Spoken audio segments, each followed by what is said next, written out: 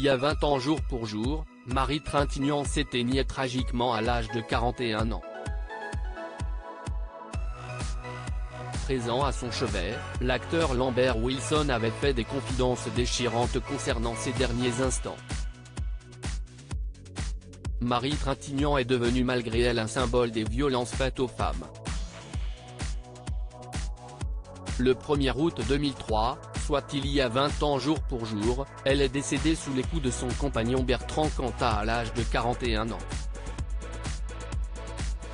Le drame avait eu lieu dans une chambre d'hôtel de Vilnius, en Lituanie, où elle séjournait pour les besoins du tournage du téléfilm Colette, une femme libre.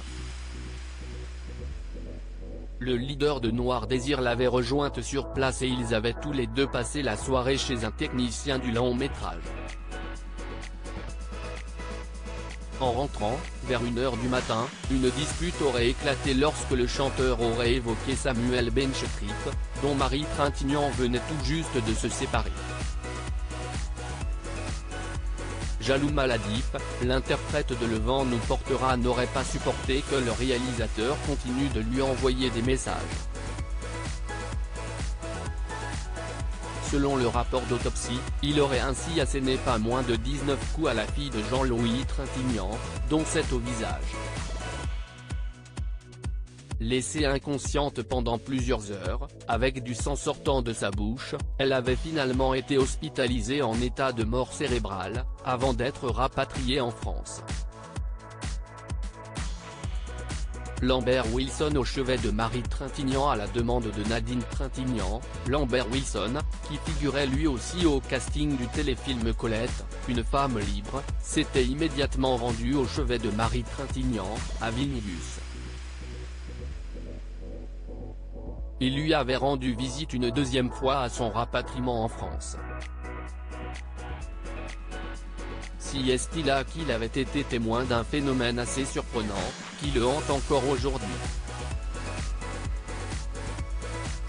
La première nuit à Vilnius j'avais chanté n'importe quoi, des airs classiques, des chansons de variété, des jingles publicitaires.